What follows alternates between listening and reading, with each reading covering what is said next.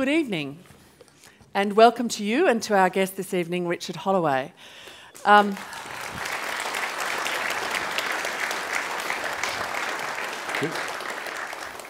This is a talk in our Ideas at the House series, and we're absolutely delighted that Richard, between some quite intensive Writers' Festival commitments in other cities, has made time to come and talk to us. And I do need to tell you, you need to be particularly nice to him because he's on his way to Brisbane, where at the Writers' Festival, among other things, he's going to be the captain of a debating team whose other members are Jermaine Greer and Bob Catter. So part of your job here tonight is to don't ask him anything too scary or stressful. Just make sure that he has a very enjoyable evening, as I'm sure we all will. The Ideas of the House series includes, as you would know if you've come to some of our other talks, a whole range of speakers. And in a way, we've had a collection, by accident and to some extent by design, we've had a sequence of very prominent atheists speak to us at various times over the last couple of years. Just this year, we had heard from both Richard Dawkins and Alain de Botton about, talking about religion for atheists. And in a way, this is another part of that puzzle that we're going to hear from Richard tonight.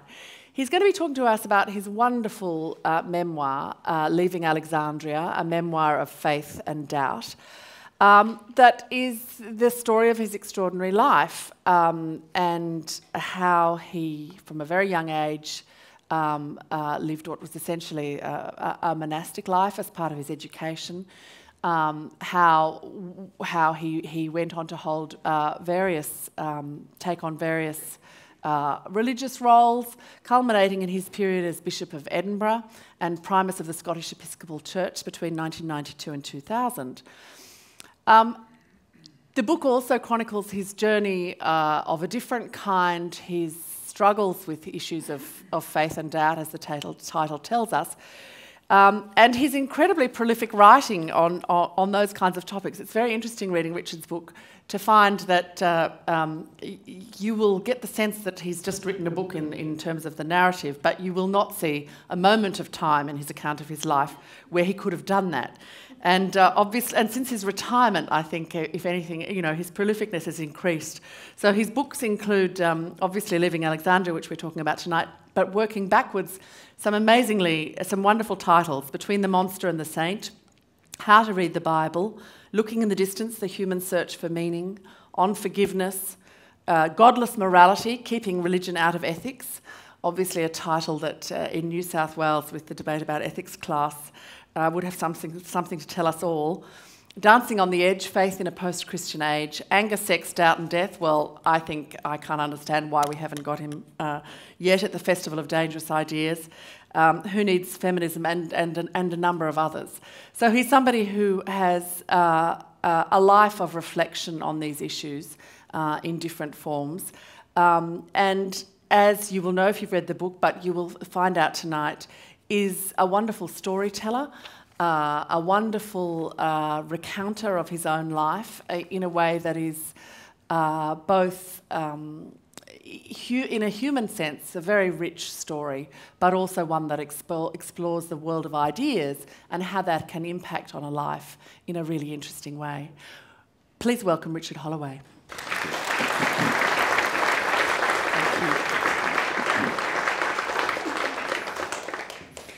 Well, thank you very much for that very generous introduction. And it's a great pleasure to be here. I was in Sydney a couple of years ago and greatly loved my time in the city, and it's very nice to be back. On the 8th of July in the year 2009, I was standing in a graveyard in the middle of England when my phone went. And it was my American daughter phoning me on her birthday. And when I tried to explain to her where I was, I burst into tears. She immediately phoned her mother and said, "Get hold of Dad, he's standing in a graveyard in England crying." But it wasn't just any old graveyard.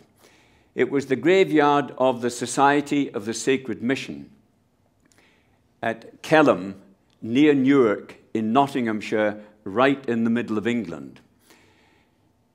It was the mother house of the Society of the Sacred Mission from 1903 to 1973. SSM was formed by one of those remarkable Victorian maverick geniuses, a man called Herbert Hamilton Kelly.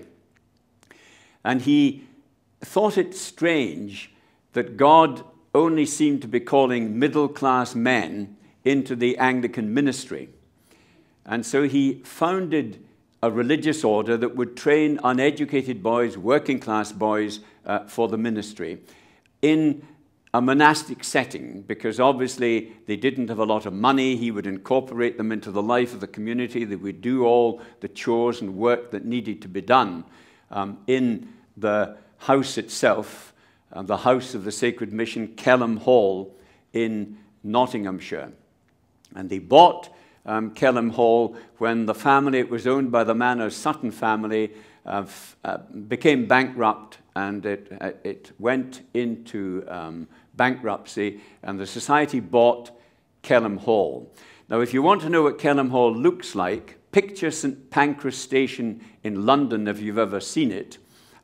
It's an enormous extravaganza of red brick and turrets and minarets. It was also designed by Gilbert Scott, the famous Victorian architect, and he had designed Kelham as a kind of rehearsal for St Pancras Hotel. So the society came there in 1903, got into difficulties in 1973 and left, and Kelham Hall is now the district headquarters of the local government, Sherwood and Newark District Council. But the society kept the graveyard. It's very difficult to find. It's enclosed in very high yew hedges. It's very penumbral, very mournful. And for some reason, over the last 20 years, I've been insistently going back and standing there, sometimes weeping. Because I went to Kelham as a boy of 14, and it transformed my life. I was a very romantic youngster brought up in the Vale of Leaving. The Leaving is the river that flows out of Loch Lomond, the biggest body of water, inland water in Britain. Very powerful current shoves itself into the River Leaving, which flows down into the River Clyde. And lots of little villages grew up on the banks of the Leaving because it was famous for dyeing cloth, silk works, bleach works, that kind of thing. My father was a factory worker there. But it was surrounded by wonderful hills, and Ben Lomond dominated the whole valley. It's an enormous kind of lavender-colored ziggurat from a distance, from 4 miles away in the vale. It stands up there on the northeast of the vale, and it dominates the whole landscape. And I was a little boy who was fascinated by the hills. I spent a lot of time out in the hills. And I had the kind of romantic's impulse to find meaning, otherness, something, the beyond in the midst of nature. Is there something other than all of this? If I scraped my way through, could I find purpose and meaning and God and transcendence? Is there something that this is the imminent expression of? There was a sense to me of what one writer calls resonant absence, what R.S. Thomas calls an absence that feels like a presence. And it's something that afflicts some human beings, this sense of the longing for otherness to give this here and nowness meaning. Does it exist? Are we alone in the universe? Or is there an ultimate creator, an ultimate artificer of the whole thing? Or is it just simply, inexplicably, a reality that popped into existence and will one day disappear, leaving not a rack behind? Now, not everyone is obsessed with these questions. I'm told that not many Australians are. William James defined human beings into two categories: the healthy-minded, who just accept life as it is and they live it and they enjoy it, and the unhealthy-minded, like me, sick souls, who constantly ask questions about, does it mean anything? Did it come from anywhere. Gauguin's famous questions and that great painting of his when he heard of the death of his daughter, slashed up there in the top left-hand corner. Where do we come from? What are we? Where are we going? And these are questions that come with our humanity because we are strange creatures, we human animals. We've got these big brains.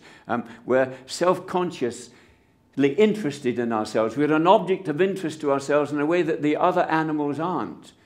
My little dog Daisy is interested in the next walk, the next dish of food. I don't think she agonizes at all about her doghood. She certainly doesn't turn up on occasions like this to listen to talks from superior dogs about doggedness, about the meaning of doghood, about the possibility of an ultimate transcendent dog. But we do. At least some of us do. And it's these questions that's given rise to the three great dynamic institutions: religion, philosophy, and science. And I, as a wee boy, was captured by the intensity of that. A romantic has been described, especially a romantic seeker after God, God being the ultimate object of the romantic's quest, ever disappearing from desire, never capturable, elusively disappearing round the corner ahead of him. And so there I was, this little boy with these romantic longings, and they were fortified by the movies. I was a great moviegoer, particularly Western movies, because the Western movies that I loved, Shane with Alan Ladd, disappointed to discover he was half my height later on, but he looked magnificent, tall in the saddle. And the sense you got from a lot of those early romantic Western movies of men, always men, giving themselves to a great purpose, usually for the sake of others. Men without stars, men without places to lay their heads. Jesus said that of himself, but who went and rescued others and saved them from the local baddies, and then they rode away into the sunset. They never got the girl because a man had to do what a man had to do, and that was ride away and leave whoever it was standing at the white picket fence, wiping tears from her eyes, and the wee boy runs after Shane, shouting, I sounded like Sean Connery there, Sean Connery, Shane, you know how he's got that lovely lisp. Remember that last scene? Shane, Shane, come back. And so the combination of this longing for ultimate meaning and not finding it and roaming the hills and looking for the unfindable possible other thing, and this idea of some men giving themselves away to a great purpose, the given away life, the sacrificed life for the sake of others. And it all came together one day when my wee cousin died of spinal meningitis, and my mother said, "Come home to your cousin Mary up the street because I'll be comforting her." And when I was there, the rector of the local Episcopal church came in. And at the end of making arrangements for Carol's funeral, he asked my mother who I was, and she said, "That's my boy Dick. Can he sing?" "Aye, Dick's got a good voice."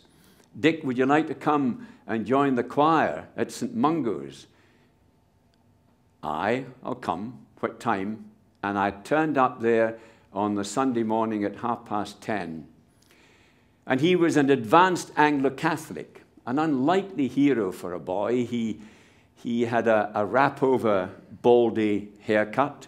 And when he used to visit me at Kelham later on and played tennis with us, it used to drop down over his shoulder and float around in the breeze. And when he took us swimming, it trailed like a scarf behind him. You wonder why they do it. I mean, as a baldy myself, I sympathize. But it's better just to get rid of what you have. But this was the man who called me into my life's work.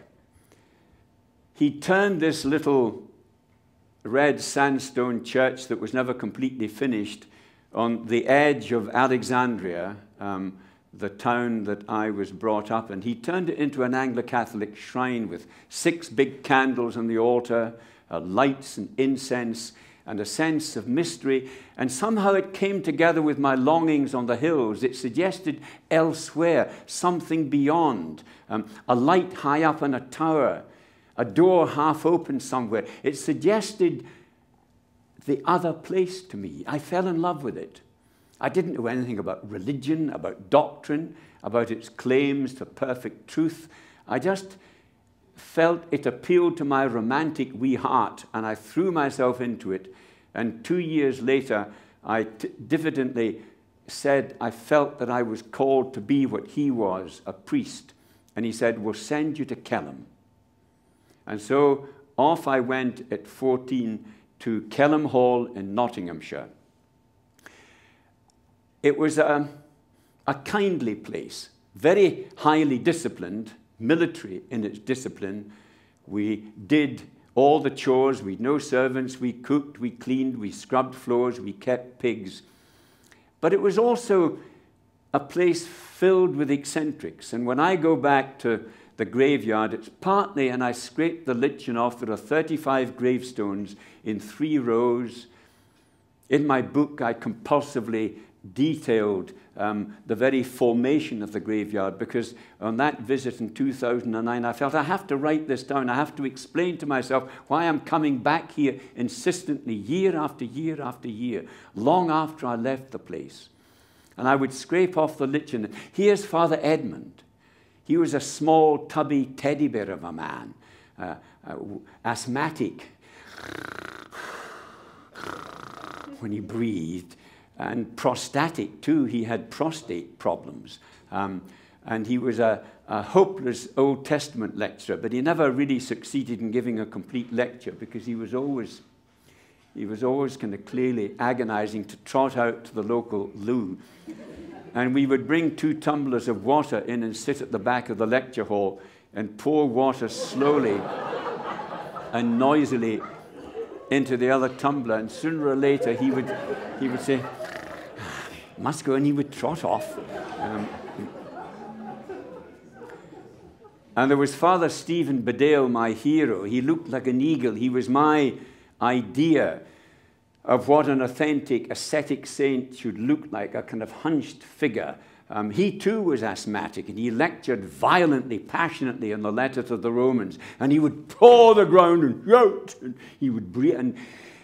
And when I stand before his gravestone, I feel accused, because I feel that what happened to me after my grand gesture of giving my life away, I would have disappointed him and many of the others, because in the year 2000, I walked away from it all. And I wrote this book to try and figure out why, how it happened, how I found myself in that position, and how it ended in that way in the year 2000. Kierkegaard said, "We live our lives forward, but we understand our lives backward." And it's only when you've lived a bit and you look back that you think you can get some kind of handle on what your life has meant. And I wrote this book partly as an exercise in personal archaeology, to try and discover who I was, that's the way my life worked out. A friend of mine who is a Norse scholar, she lectures on Norse folklore, sent me an essay a couple of years ago, which was one of the early clues I got as to why maybe my life had panned out the way it had, that I hadn't become the permanent given-away hero who had a kind of consistency to his life. She sent me this essay, and it was about the metaphor of the loom, the metaphor of weaving in Norse folklore as a way of explaining the reality of a human existence. I was brought up to believe that we'd complete free will, we were a blank sheet, and we made our lives by the choices that we made. We were free to make these choices. Not so, I now can see. And her metaphor of the loom helped me to understand that in Norse folklore, your actions do not make you, they reveal you. They tell you cumulatively who you already are. Because most of what we become is already formed in us. We're determined by all the forces in the universe leading right up to this moment, to the moment of our birth, to the family that we chose.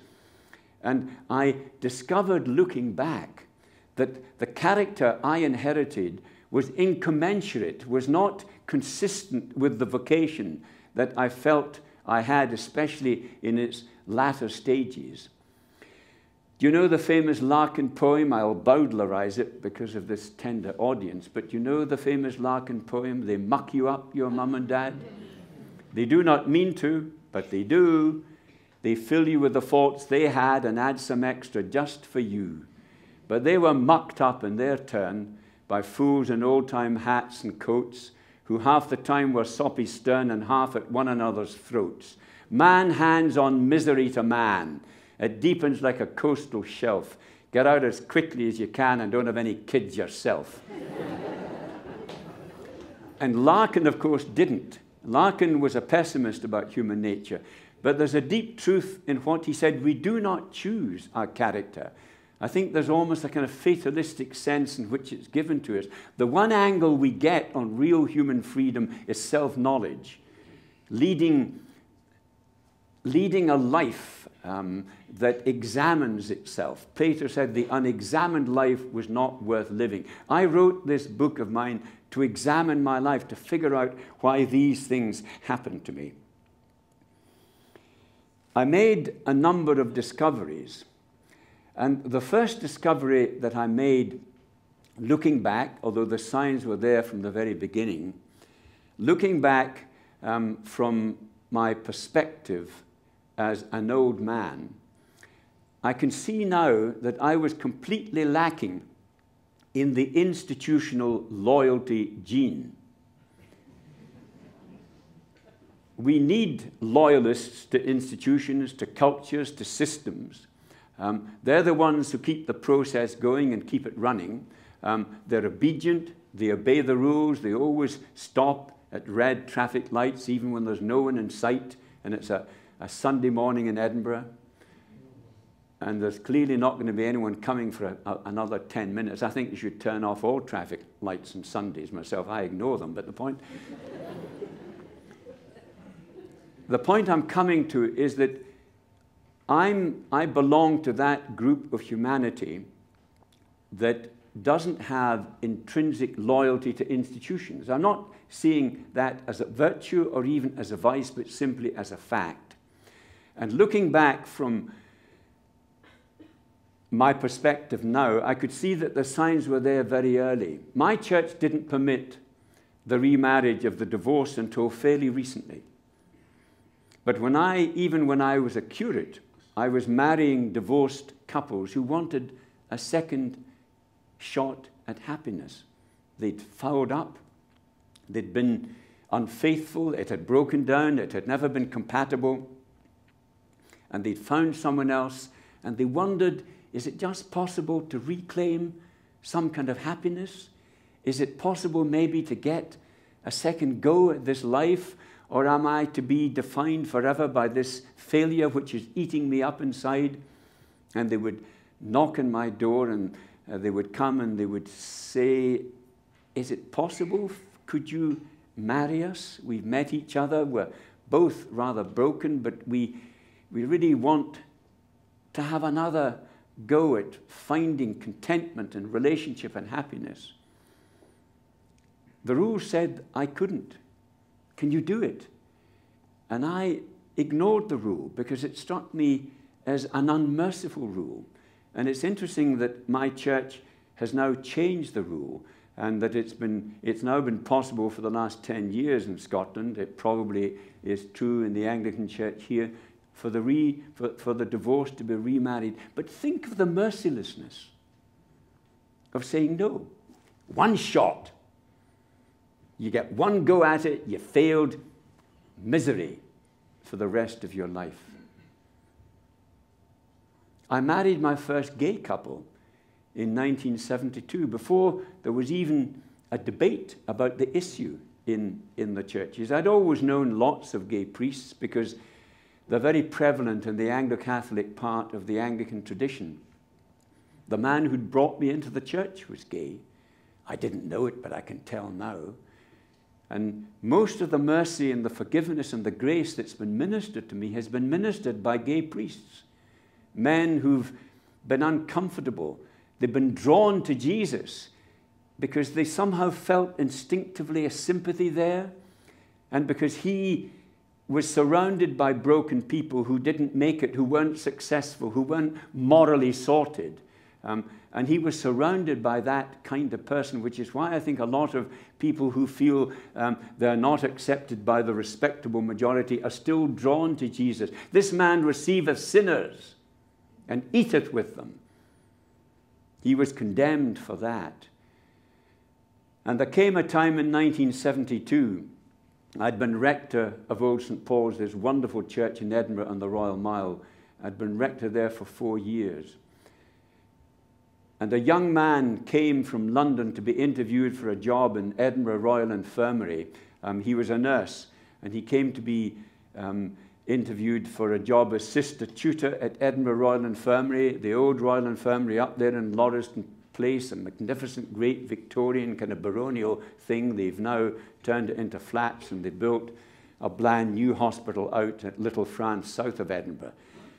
Peter came up, he got the job, but while he was up paying his visit, he walked down the Royal Mile, and he saw a notice board advertising a church called Old St. Paul's, and it was down a close called Carrubbers Close, a scruffy close, with kind of beer barrels out the back, because there's a hotel there as well that towers, if you know Edinburgh, the high lands, the tenements, tower over these dark closes, these alleys that run like ribs off the spine of the Royal Mile.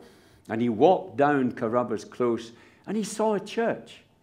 Strange, gloomy, soot-begrimed church. And there was a wee blue door halfway down the close. And he opened the door, as many have done before and since. And he walked into an amazing space, a space of grace and acceptance, a space that somehow withholds and yet discloses something of that ultimacy we all, or some of us, are seeking. And he felt welcomed by this building. And there was a man over in the corner polishing brass, Richard. Richard was a closeted, shy, introverted, gay man who scuttled through life furtively, keeping his jacket collar up, didn't want to be noticed anywhere. And he said, "Would you like me to show you round the church?" And he said, "Yes, please." And by the time they'd finished the tour an hour later, they'd fallen in love. And Peter got the job, and he came back to Edinburgh and became a sister tutor, and he joined Old St. Paul's. And they came to me one Sunday after High Mass, and they said, "It's probably not possible, I know, but we would like to spend the rest of our lives with each other. We would like to promise till death do us part." It's not possible, is it? You're not allowed to do it, are you? Because we're gay. We're not really accepted here, are we? And I said, yes. And one Sunday night after evensong, no one else there. It was a private thing. It wasn't legal. It wasn't theologically appropriate. It was not allowed. It didn't have any status except in their eyes and in the eyes of their God. And I stood in front of them in the little lady chapel that rides like a lifeboat up above the nave in Old St. Paul's, a lovely Giotto golden reredos behind me, and I read the prayer book wedding service over them. They were together till death. But I wasn't allowed to do that. The law didn't permit that mercy. It didn't offer them that opportunity. And so from the very beginning, I was not keeping the institution's rules, which has made me interested in institutions. We need institutions, religious, political, cultural, economic. But the trouble with the institution as a human form is that most of them were created to fulfill a particular purpose, a great religious vision, a political ideal, an artistic purpose, but they end up existing in order to exist. They end up existing for their own sake. The purpose of their preservation, their holding together becomes why they are at all, because they tend to get taken over by people who are good at running institutions. And we know this in all institutional history. Nietzsche, who was a great student of human psychology, said that humanity needs these stable communities that hand on culture and politics and religion and education. But he said, the trouble with stable institutions of that sort is that they are followed like a shadow by stupidity. They become increasingly stupid because they become increasingly locked into a permanent sense that they are already fully formed and all truth is within them. And this is particularly true of religious institutions, because they have persuaded themselves that they're not just another human form, but that they are a hybrid form that's part human and part divine.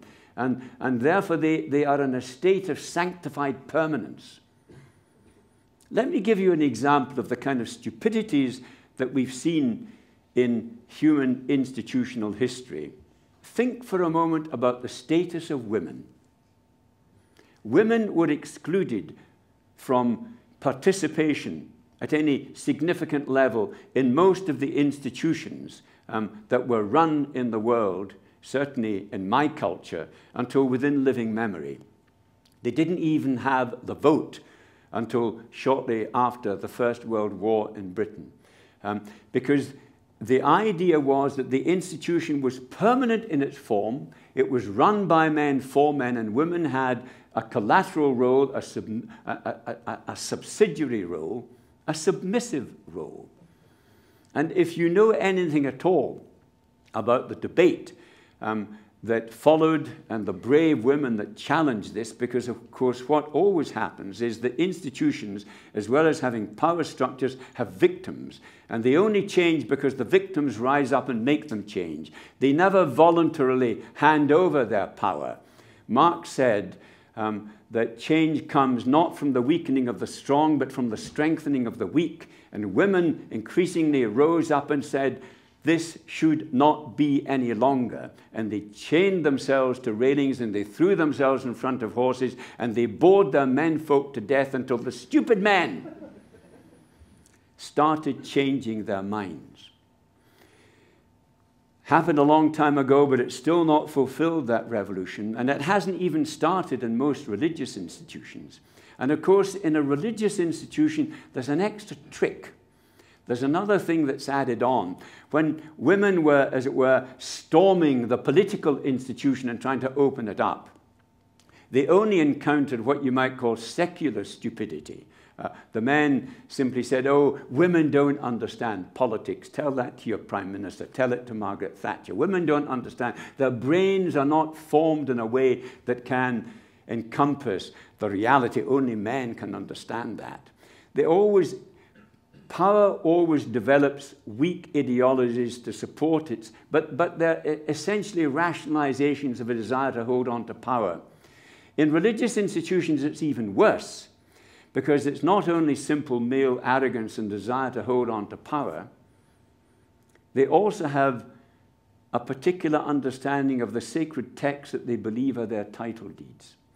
And so when 5 minutes ago, because it only started happening really in my church, the Anglican Church, in the late 80s and the 90s, when women again started trying to storm the sanctuary, the men, in frocks, incidentally, I know not in this archdiocese, because they they don't do that. But the men in frocks said, sisters, we'd love to have you up here in the holy place. We'd like nothing better. My humanity reaches out to you, but it's God. It's the Bible. It's in there. It says that you're man's helpmeet. You're subordinate to us. Paul says women shouldn't speak in church. And if they don't understand the sermon, they should ask their husband when they go home to cook them a dinner after. And you see what's going on here? What happens in sacred institutions is that there's an extra hurdle to go over before you can actually effect just change. Religions cannot do the right thing simply because it's the right thing to do. They have to find religious reasons to do it. Now, in the case of women's ordination, there is a text in the New Testament that actually helps you over the lump. There are lots of texts that subordinate women, even in Paul.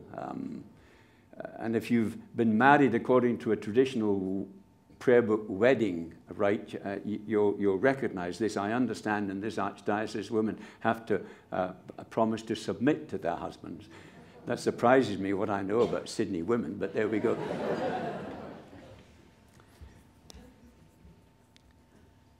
There is a text in the letter to the Galatians,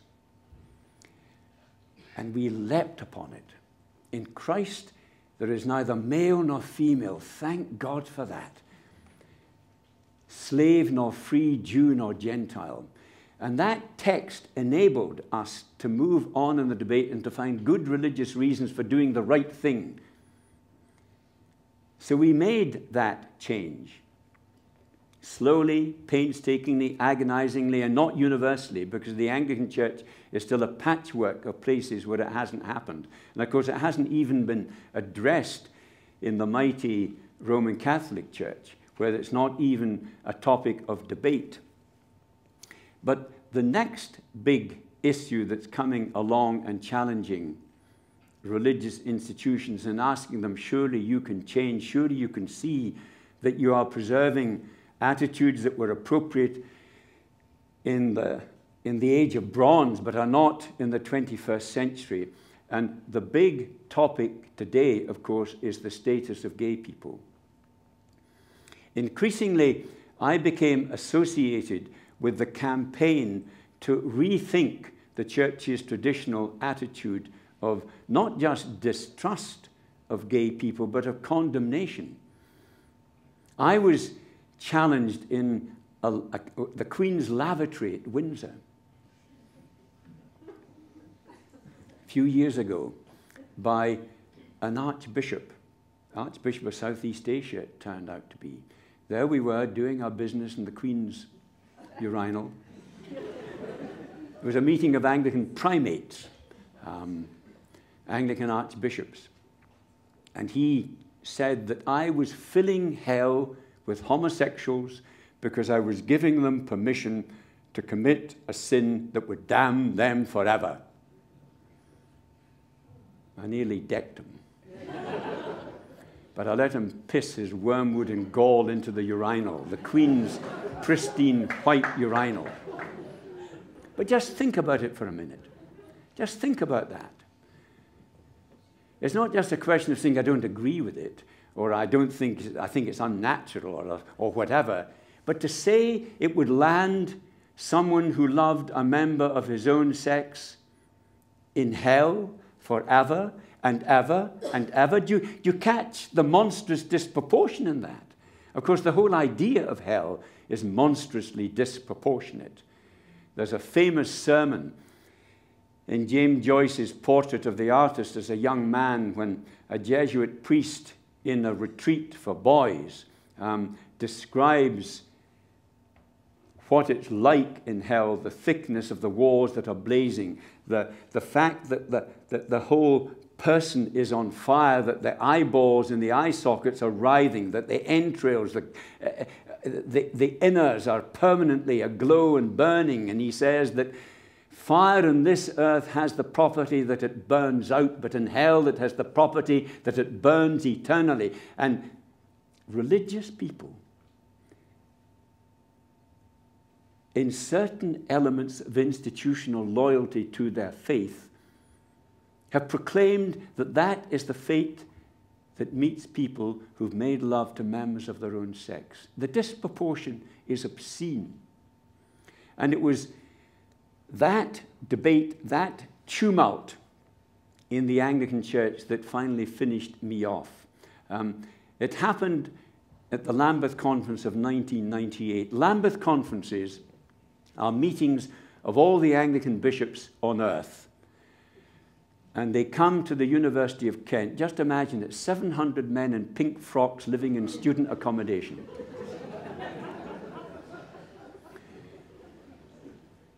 In 1988, they meet every 10 years. In 1988, it was predicted that the Anglican Church, which is a loose federation of autonomous provinces, it kind of formed itself by accident, a bit like the British Commonwealth or the British Empire. And it's kept together by affection rather than anything else, by a shared liturgical language, although there is an increasing and I think disastrous centralizing tendency going on. And at Lambeth 1988, because cultures move at according to different time clocks, the great debate, the great issue that was finally going to sunder and sever the Anglican communion was the ordination of women, because it had happened in places like North America, in Canada, the United States, and New Zealand. It was being debated here. It was beginning to be debated in Europe. There were places that refused even to debate it, that refused even to think it was conceivable that a woman could in fact do these things. I think in fact it was an Australian opponent of the ordination of women said, with great eloquence, you can no more ordain a woman than you could ordain a meat pie.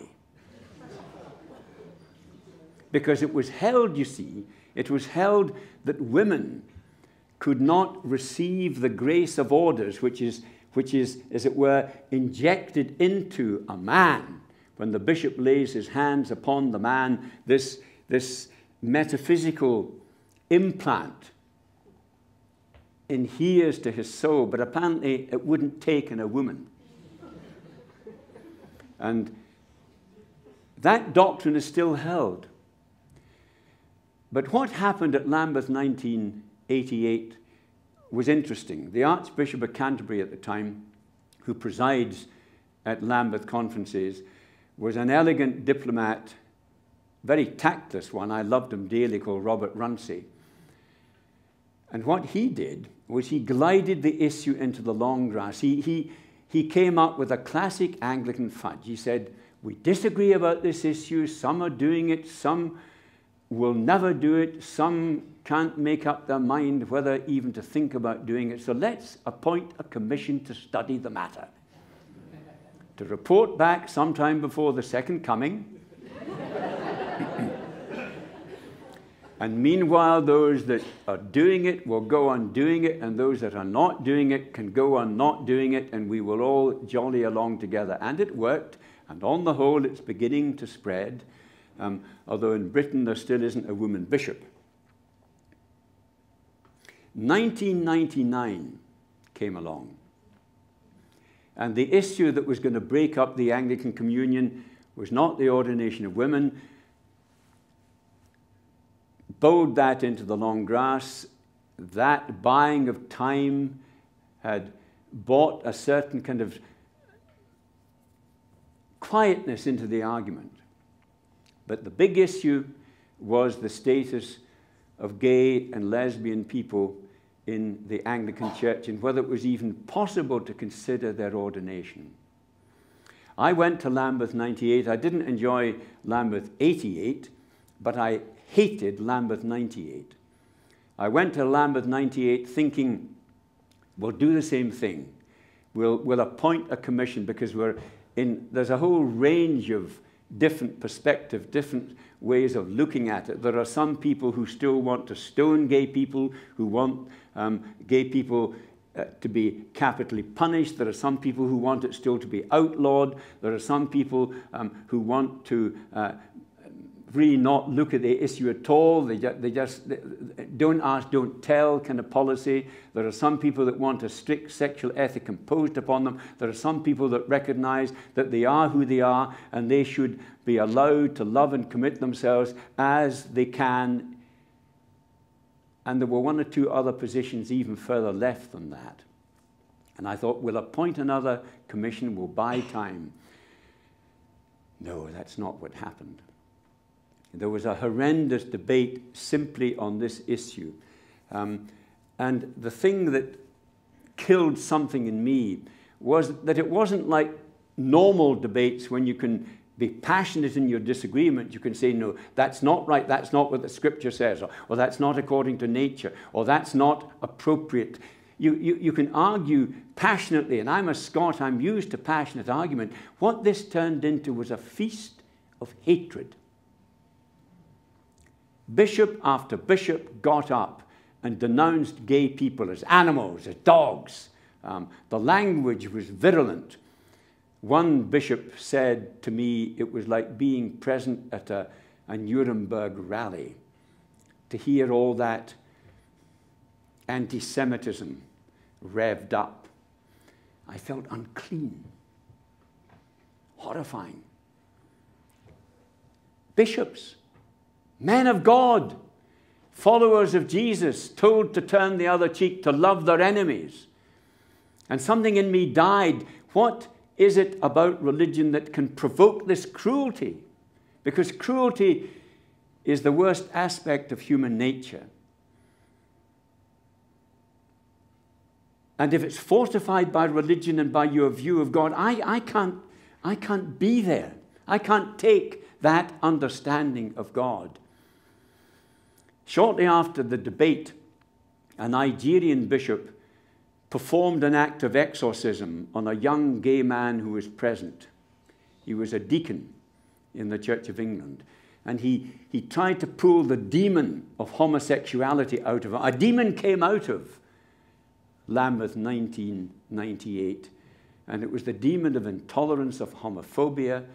And it didn't work to keep the Anglican communion together because it's already breaking up into little fragments, some that are prepared to consider the possibility of these changes and some who are implacably opposed to it. I came home to Scotland. I wanted to leave at 5 o'clock in the morning, get in my car and just come away.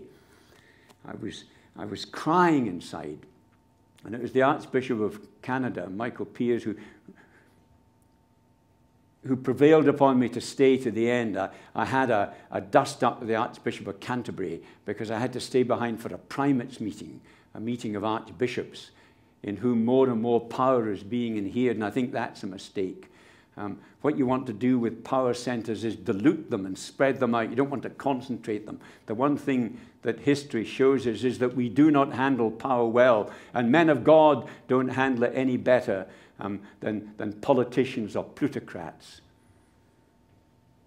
I came back to Edinburgh, and I wrote a book. I wrote a book called Godless Morality, Keeping Religion Out of Ethics. Because it seemed to me that bringing God into debate about these neuralgic and contentious subjects made them even more difficult to deal with. Because it trumped all possibility of arguing a different point of view. Because if you could say, this is what God believes, and looking back over the history of our understanding of God, what Karen Armstrong in her great book called The History of God, it seems to me that God has either constantly changed his mind, or we have constantly changed our mind about God. And it might be that we've made up most of God anyway. God apparently permitted slavery until the 1800s. Did he change his mind, or did we change our mind about God, that maybe he didn't approve of it at all? Maybe that bit was a human construct, something that was part of the code of the time, and it simply got sanctified as these things do. God had subordinated women until the 1990s. Did he change his mind in the 1990s, or did we change our minds about God?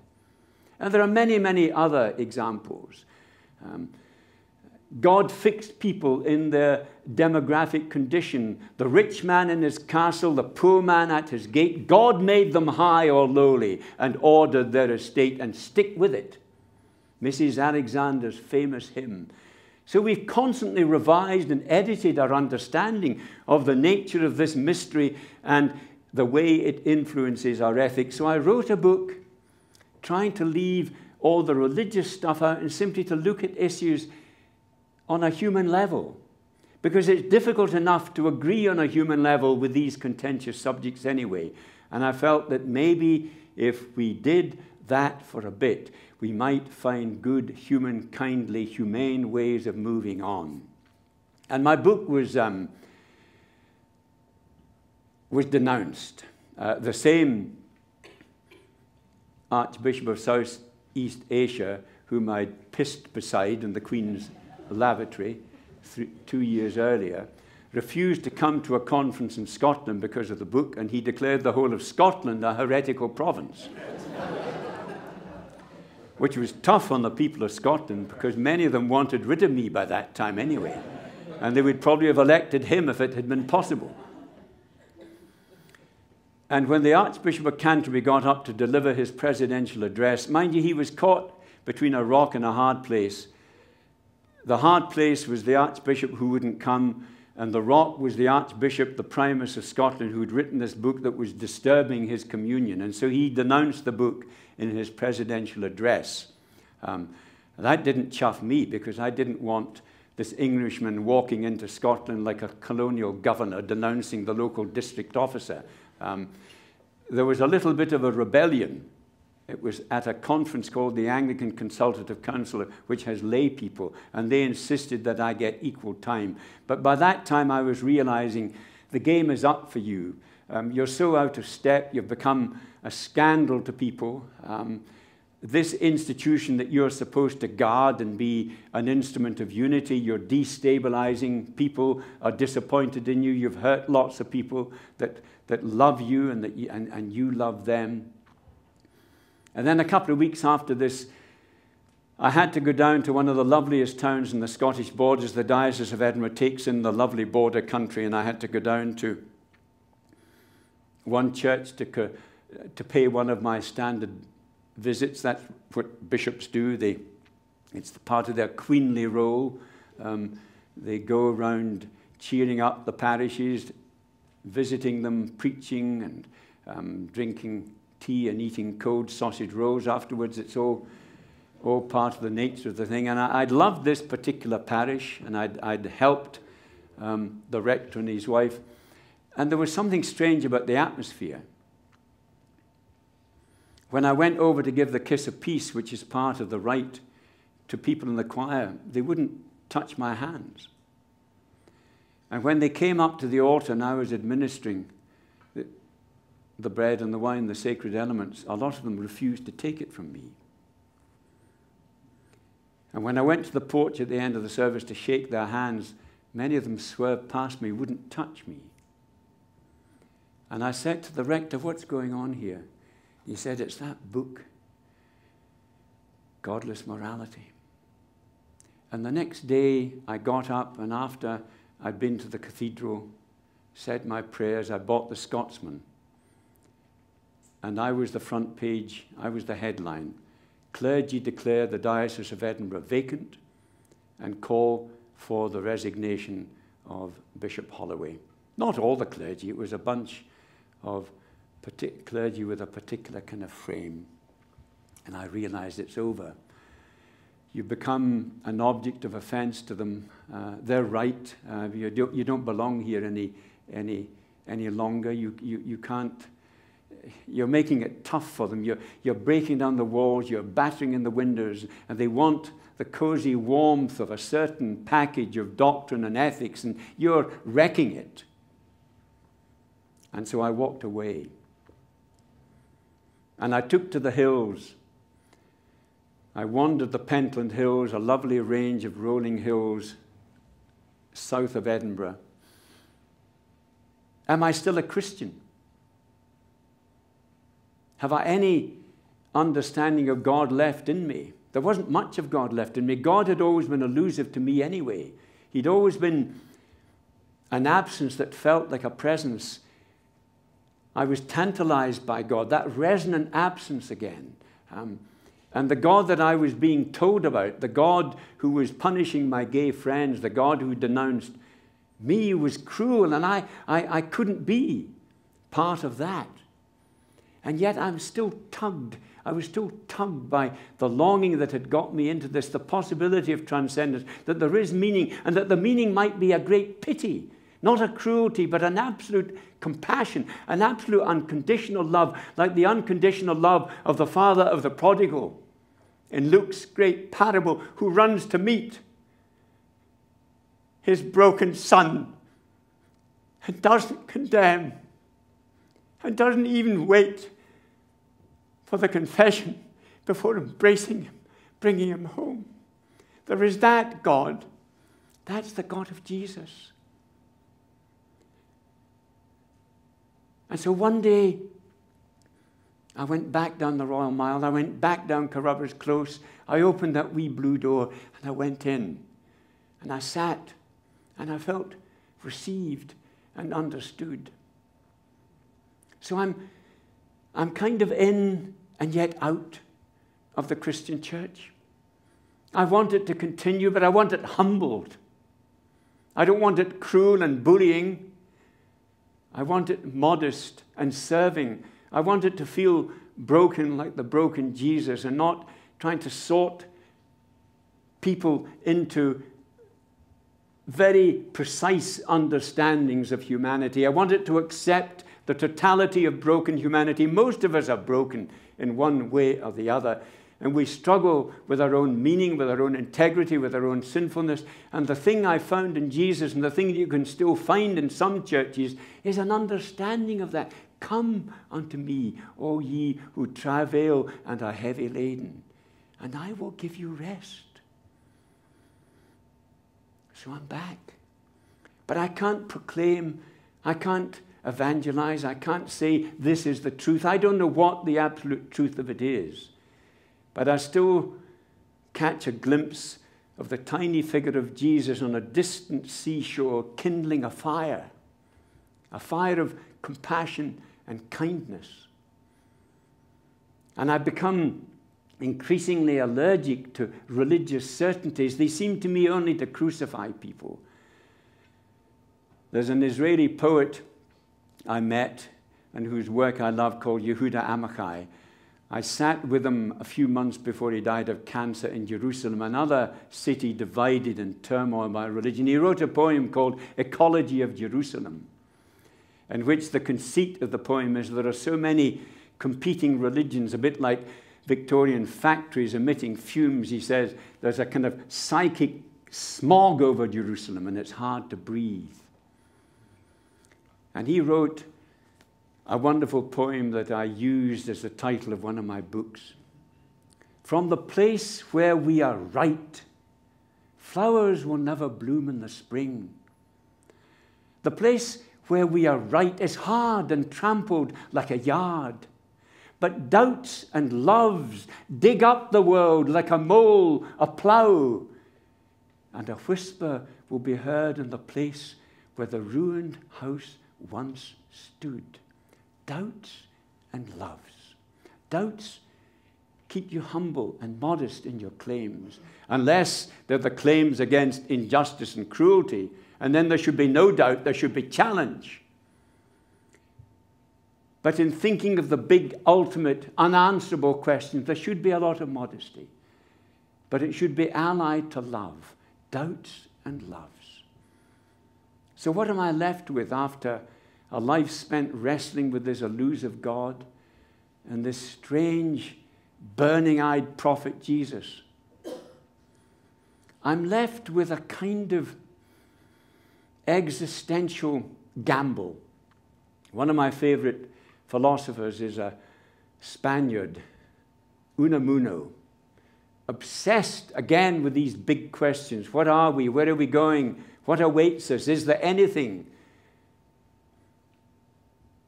And one of his epigrams stayed with me. It rescued me in a moment of despair when I didn't know whether to get out in my early ministry or just to stick in because there was so much of beauty. This is what he wrote. Man is perishing. That may be. But let us perish resisting.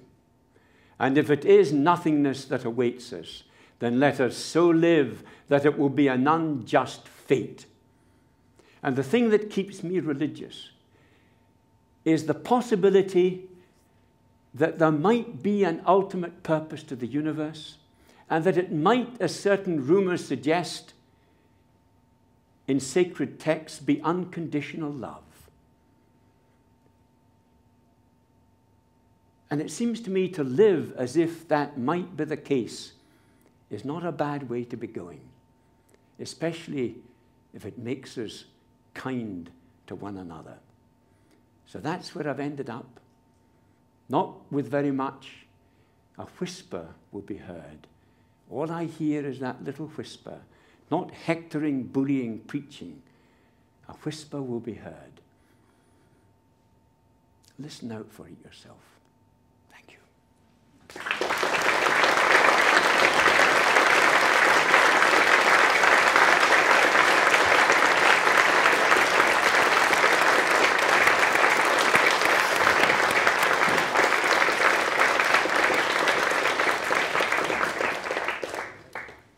Thank you very much, Richard, for that wonderful talk. I think it's rather hard to follow something with that resonant ending.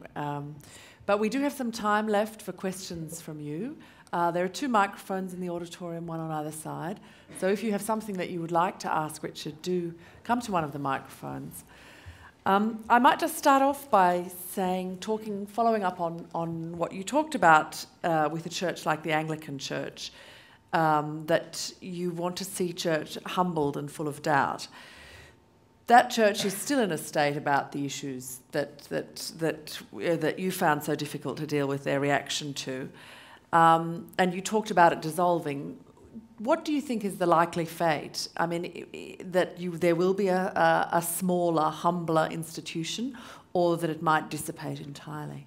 I think there are 2 contrary tides here. I mean, let's face it, the churches that are growing are the churches of certainty. And I can understand that, because it's in an uncertain world, give me at least something I can hold on to, something that tells me what to think and how to act. And that can be wonderful for uncertain people. And I think those are the churches that on the whole are growing. Who would join a church that proclaimed my kind of poetic uncertainties? Well, there might be some, but certainly it's never going to become a mass movement. Although, interestingly, I do increasingly meet people who've left the church who want something more generous and spacious. They miss the coming together. They miss the sacrament. They miss the beauty of music. They miss the challenge to their own struggles to be better people. But increasingly they can't hack it. Even in the United States of America, the biggest religious demographic apparently is post-Christians, people who are leaving. So I don't know where we're going to go in this. You can usually find generous churches in most big cities that allow a certain spaciousness and people to sit, as it were. But the trouble is,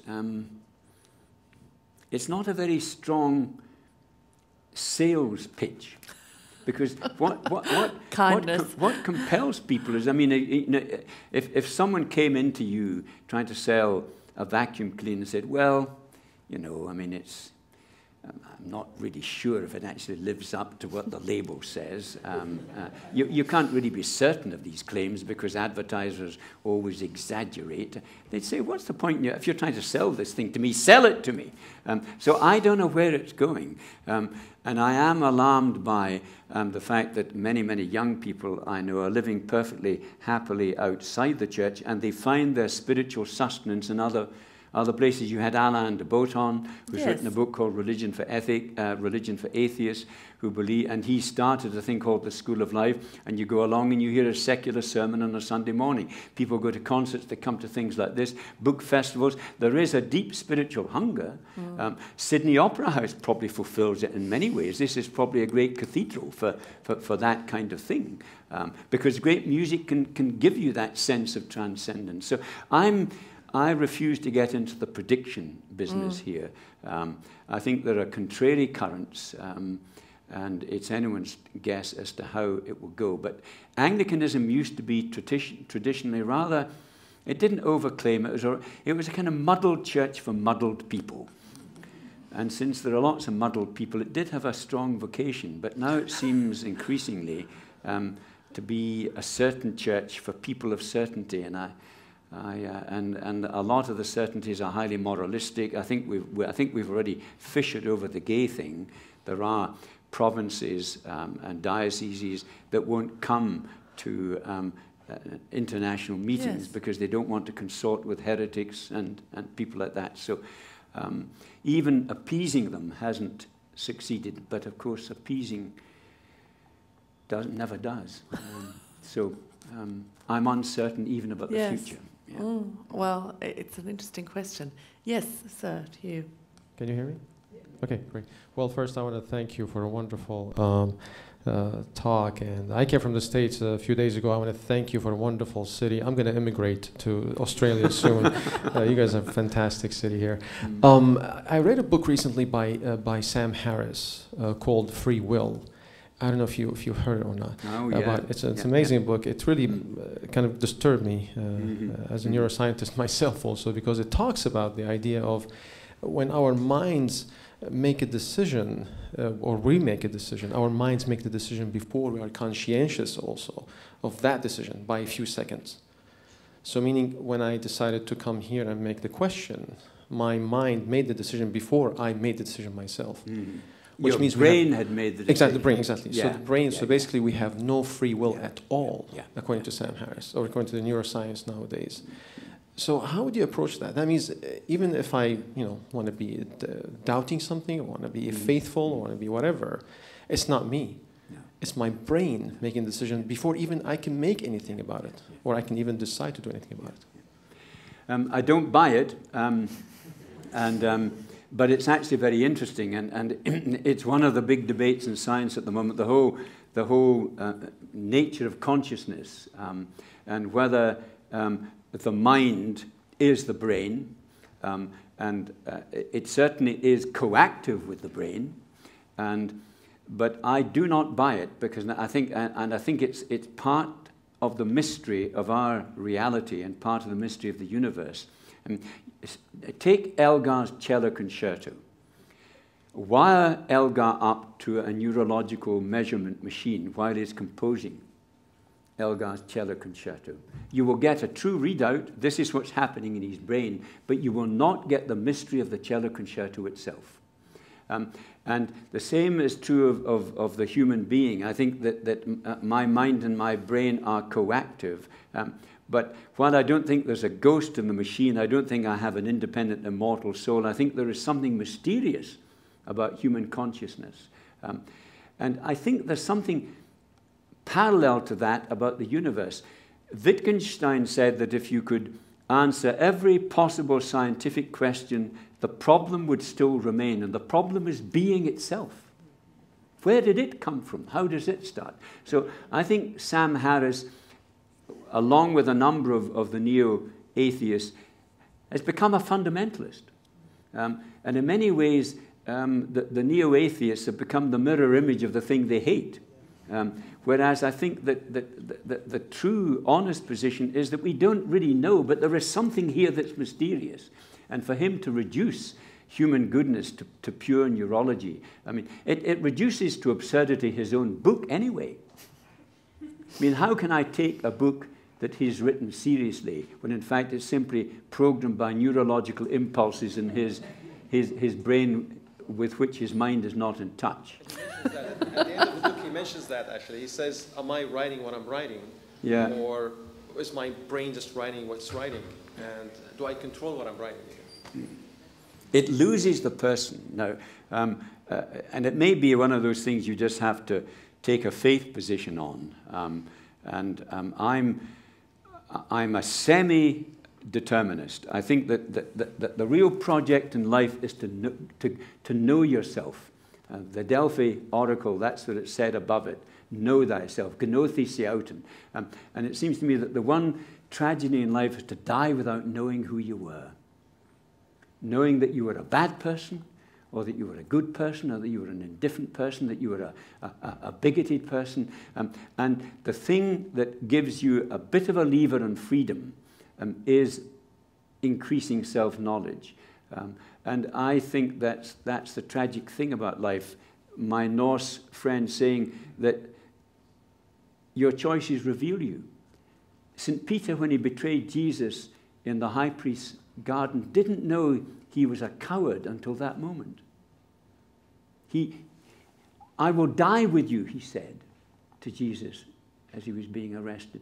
And then a couple of hours later, he's revealed to be a coward. And what you then do, and what he then did, is you realize that I'm a coward. So next time, I will have to struggle to find courage.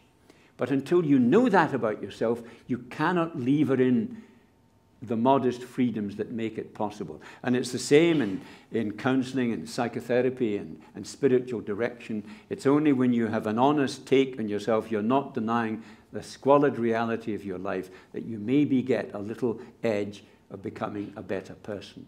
And that's why I do not buy Sam Harris, but God rest him. I agree with you. Namaste. Thank you. Any other questions from you? Looks like yes. Great. I enjoyed your talk immensely as well. It was moving at times. I think you do Sam a disservice, though. Certainly, actually, I agree with his theory regarding free will. Yep. I think it's actually quite enlightened and speaks immeasurable truth. Also, I think it allows one to view oneself externally and to make judgments about the moral things that they are contributing to society more than anyone that believes in free will is able to do anyway. Yeah. And also, I think you did mention in your talk that you don't believe in the, as Sam will put it, delusion of free will. Did you not say that? So, So my question is, I guess, what's your problem exactly with what Sam's been saying? My problem is that I do not think that, I believe that we are largely determined, but not totally determined. And that there is, I mean, I'm with Spinoza in this. I'm not with Schopenhauer or Sam Harris. And I think Spinoza was a wiser person than either of them. And Spinoza said that we are largely determined by all the facts of the universe that are poured through us, including our own physiology and neurology. But the more you know yourself, the more the possibility of a kind of marginal freedom becomes possible. One of the good things about Harris's book, and it's something I commend him for, is that so much of our social and penal policies are based on the folly of absolute human freedom. And we're sending people into prison who are incapable of making choices other than the ones that we made. And I think that's part of his purpose, and I agree with that. I think that we should be understanding what makes kids brought up in dire circumstances into criminals, and not make it worse by shoving them away. And a part of his purpose is to get us to rethink those things. I'm with him on that, but I can't buy the absoluteness that he reduces everything to physicality and materialism. I'm a semi-materialist, a semi-determinist. I can't go the whole way, because I think there's ultimately something mysterious about personhood, just as I think there's something ultimately mysterious about the universe, and particularly that it's produced creatures like us who transcend it, and the universe in us is now asking questions about itself. I find that very bizarre, and I don't think that you can have a completely scientific analysis of why that's happened, because something has popped into existence in us that wasn't there before. Yeah, I agree, but I don't think Sam's as strict a materialist as you make him out to be. Well, you might know him better than I do. Oh, no. I I can only say from what I've read. I just want to finish with one question to Richard, because particularly when you started your talk this evening, so to go back to the beginning of what you said, and one of the things I enjoyed so much about the book was that sense of, when it started off, of a childhood, of your love of walking, of the movies, that in a way you're discovering the church was part of this, quite a very natural thing for a child with those kind of a desire for somewhere else and those kind of romantic leanings, somebody looking for answers and meaning. And I just wanted to ask you to think, do you feel that in a way, at a different time and in a different place, it could have been something else? Yes, but I still think the tug of transcendence would be there. I mean, I do think that there are some people who just can't but wrestle with these kinds of issues, and the fact that they're irresolvable makes it's an unscratchable itch. But I might have been diverted into a different path, a different profession. I'm grateful for the way it educated me. I wouldn't otherwise have been I would have left school at 14. And I know enough about what can sometimes happen to highly intelligent people whose lives don't, they can end up being very, very self-destructive. I also learned to love writing and fiction and poetry and metaphor through it. And to me, what religion is, it's a great story. It's a great work of the human imagination, and it's a beautiful way to understand it. Mm-hmm. It is a human construct, like one of the operas you have here, and it can be restorative and challenging and redemptive in that way. And I couldn't have discovered that then, although I didn't. I remember the night before I went off to Kelham, I'd never really read the Bible much, and I went up to see the rector in his study, and he was out taking a call, and I picked up a Bible saying, I better get to know this, and I flicked through the book of Genesis, and it was, gobbledygook. Didn't get it. To me, the thing that had captured my soul and my heart was this romance, this possibility of the other, the great lover. And I've found quite a lot of that has satisfied me. But it conflicted with this great persecutor idea, because God is a dodgy character. A very, very bad history. And what is the reality? If there is a reality, if there is an ultimate mystery that comes anything close to what we understand by God, you could do different readouts from the way history and the universe is created. And that's where I like the kinds of things that Jesus said. And I don't think that he came from heaven with a particular picture of God, but I think he struggled to try and make imperatives about ultimate reality relate to justice and mercy. And even if the ultimate reality doesn't exist, justice and mercy do, and they're good enough. Thank you very much, Richard.